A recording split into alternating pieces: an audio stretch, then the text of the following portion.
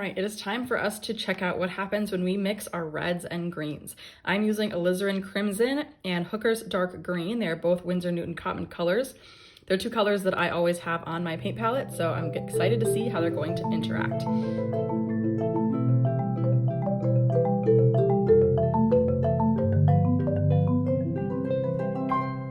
We're gonna be doing the same type of project we did before, switching up the colors to see how these blend.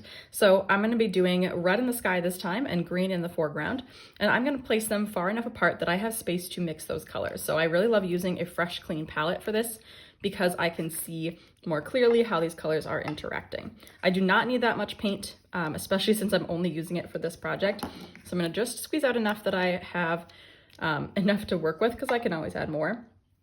I am leaving 5 extra spaces because I will be doing 5 mixtures. So I want to make sure I have an odd number of mixtures so that the middle color will be the actual brown, which is something I want to make sure I can see, because that's one of the reasons you use complementary colors, is to mix them and create brown. Now to start, I said I'm using red in the sky, so I'm going to use just my plain Alizarin Crimson. So I'm going to wake it up, even though it's already in the tube. I don't want to use it like acrylic. I like to move it to a mixing area in my paint palette to make sure I can really see the value and transparency and not just scoop straight from the paint. So now that I've got this watered down red, I'm gonna move it over to my sky. My goal is to make sure the whole sky is wet. I wanna do wet on wet for a sky, otherwise known as a wash, because I do not want lines in my sky. Skies should feel whole and like they are one solid space. So I'm using lots of water and making sure that the whole sky stays wet. I do, however, want my sky to fade or get lighter near the bottom because I want to be able to layer these mountains on top. And if my sky stays super bright and dark, that will make it harder to layer since each color is transparent. So here I am using a dry brush to just lighten and take away some of that pigment at the base of my sky. I also splattered water everywhere, so watch out for that. No big deal, we'll be using plenty of water in our painting. All right, first mixture. I'm gonna be using mostly red with a little bit of green. However, I'm getting ahead of myself. Before we can mix the paint, we have to make sure that this is dry. Now I could hope that it's gonna dry while I mix up the paint, but I wanna make sure it's dry because every mountain has to be wet on dry. So I'm gonna pause here, use my heat gun. You could also use a hair dryer, or you could just wait for it to dry, but I'm gonna speed up the drying process and then I'll jump back into our first mixture. All right, back to our first mixture. Mostly red with a teeny bits of green. So I want to still make sure I'm using plenty of water because this is watercolor paint, but I also need, enough pigment that it will show up on top of my sky. So that's mostly red. Need a tiny bit more green. Ooh, I think that's getting close. I want to make sure that I have plenty more red to work with as I get closer to brown. So I don't want this change to be super dramatic. So adding a tiny bit more red again. Okay, I think I've gotten it. One of the challenges mixing complementary colors is the ratio. I could really dramatically alter this color with just the slightest bit too much green. So this is also great practice for making sure that you're paying attention to how much paint you're grabbing. When I paint a mountain, I like to point my brush straight up so that I can make these nice peaks as I go across my paper. This feels very much like some sort of crazy vibrant sunset, even though it's all red. I feel like that happens certain times of year, and I don't know the science behind it. I don't know why I threw my paintbrush, but my goal is just to have fun with colors, so it doesn't have to perfectly follow realistic logic, but it's fun to imagine when I might use this in real situations. So I imagine it's a sunset, just a really bright, bold red sunset. All right, first mountain, I did that design however I want, high to low, low to high, all the way across. And then just like my sky, I faded that red down. I need to make sure, again, that I have space for the next mountain to go on top of it. And I have to make sure that this mountain dries. So I'm grabbing my heat gun and I'm gonna dry it again. All right, so next color is a little bit more red. Well, actually same amount as before, but actually a little bit more green. Now, if you were mixing this on your own, you could just take one color and slowly alter it. So I could have just added a tad bit more green to this first color. I'm doing it this way so you can see all the differences and where the changes are being made. But if you don't have this space or a larger paint palette like this, you can of course just do one mixture and continue to change it as you need to. So this time I'm looking for a bit more of a change. So I'm adding a little extra green. I'm trying to avoid going all the way to brown, but I do want it to be really close to brown, a red brown, because hopefully this halfway mixture will be actually brown. If you are hearing my growling dog, I apologize. There is a delivery happening next door. And as most of you probably know, that is the scariest thing possible to a dog, and he must protect me. So it's fine, buddy. We're gonna move on. Okay, so next mountain. I've got this next color, and I'm gonna just switch off which side is high because it's fun to keep it varied like that. So this time I started from the left and I went down to the right. I also like to make my peaks kind of subtle because these would be really far away mountains, so it wouldn't have a ton of texture. I'm also using a dry brush to go at the base and lighten that color. One thing you want to pay attention to is how much water you're using. We want there to be enough water that the paint moves smoothly, but if there are a bunch of puddles, the paint is going to dry unevenly, and you're going to end up with things called blooms. That is when a section of your painting was not drying at the same speed because it had too much water. Ideally, I want to avoid that in this case because I want my mountains to each be a smooth area. So if you see that happening, after you place it, go and try to smooth out the paint in the water and make sure they're not puddling in one spot. Let's try it. All right, I'm going for half and half now. I want half red and I want half green. So hopefully I'm going to get a sort of brown middle of the road color. Ooh, that's pretty close. Red is a really strong color and I can see that coming through. This brown still has a bit of a red tone to it. So I'm gonna grab some extra green. That got closer, but a little more. Oh, here we go. Now I'm starting to get it.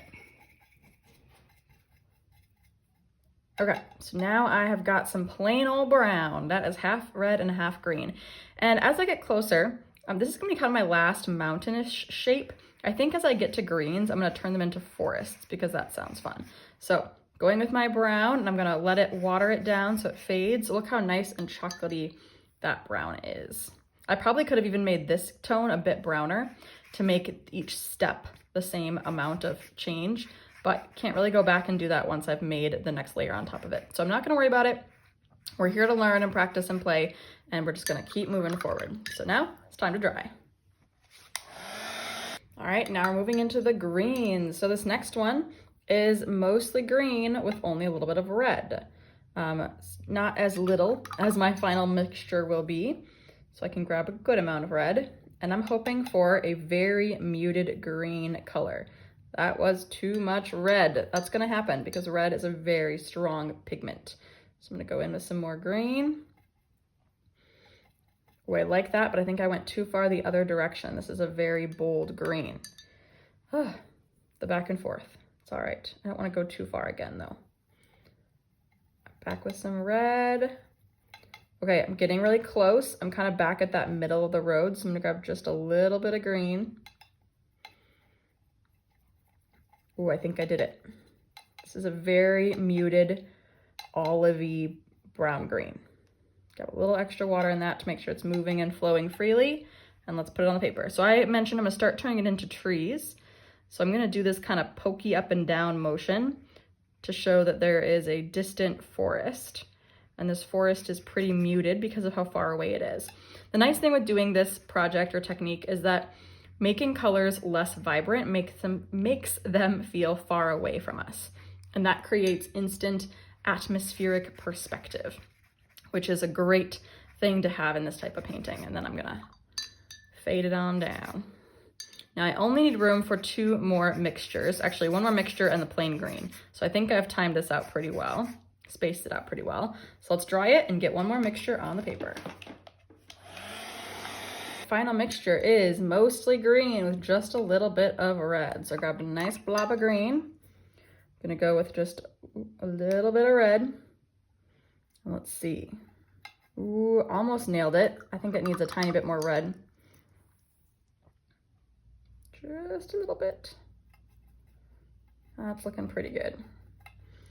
All right, same sort of thing. I'm gonna be a little bit more distinct with my trees so I can make them a little bit maybe more separate.